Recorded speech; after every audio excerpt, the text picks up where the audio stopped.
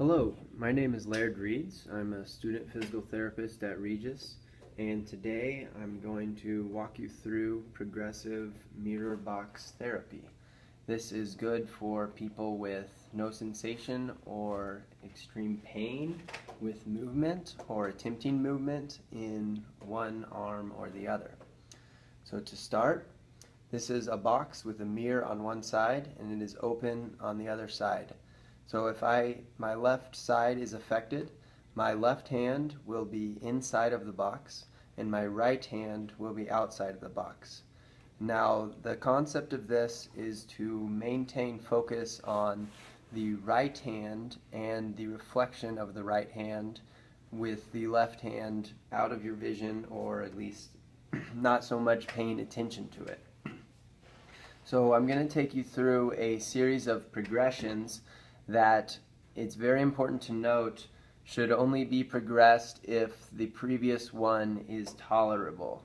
If the very first thing I show you is not tolerable, then we would not be using box therapy.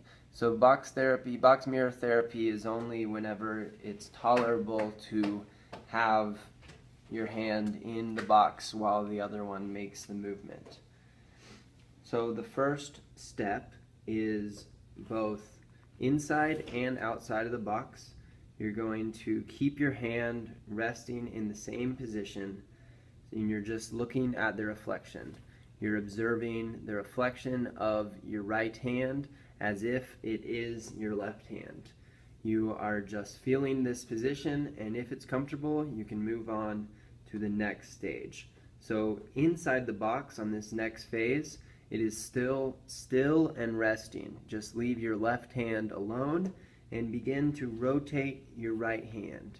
Because of the presence of mirror neurons, you may actually feel some tingling in your left hand, because in essence your mind is playing tricks on you and it is activating mirror neurons, causing you to have sensation in your left hand. Again, if this is too painful, then refer back to the first, which is where you just observe the reflection. If you're able to be comfortable rotating your right hand with your left hand still, we're going to progress. We're going to still keep the left hand still, but now we're going to begin opposing our fingers one by one with our right hand, all the while observing the reflection, keeping your left hand still. From here, you're going to make a fist and slowly relax. Make a fist, slowly relax. At this stage, we are going to actively engage our left as well. You're going to keep your left hand still, and as you make a fist with your right, you're just going to slowly bend the fingers of your left hand inside the box. So your right hand is making a fist and relaxing. Your left hand, at the same time, is slowly bending the fingers and relaxing. If this is very tolerable, we can progress to the next level. This next level, we are going to move our right hand and our left hand simultaneously. We're going to bring our wrist up and down through full range of motion. You're going to do this with your left hand at the same time, but if it's painful at the extremities, stop early and only go to where the pain is tolerable. From there, if this is easy for you, if you're able to get full wrist mobility in your left hand at the same time as your right, then we're ready to go to the next step. The next step is opposing the fingers with the outside of the box hand, the right hand in this situation, and adding a little bit of force. At the same time, we're going to begin with our hand inside the box, opposing our fingers, but with just a little touch. So just enough to move them, make them touch with each other, while our right hand on the outside of the box forcibly contracting, pulling our fingers together with some force.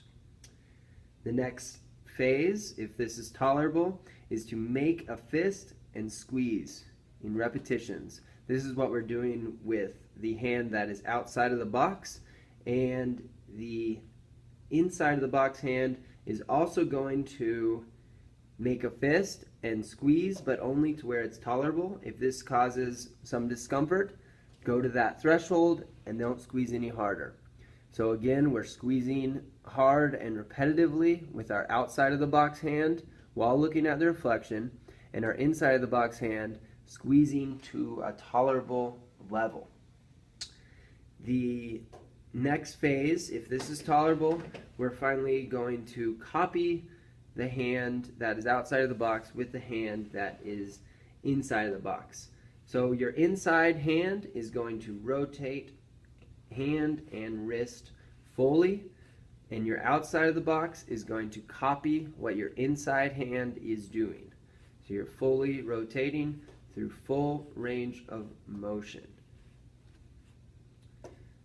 The next two steps, it's the same concept. It is now your outside hand that is copying your inside hand. You're still looking at the reflection and your outside hand, but now your inside hand is the leader.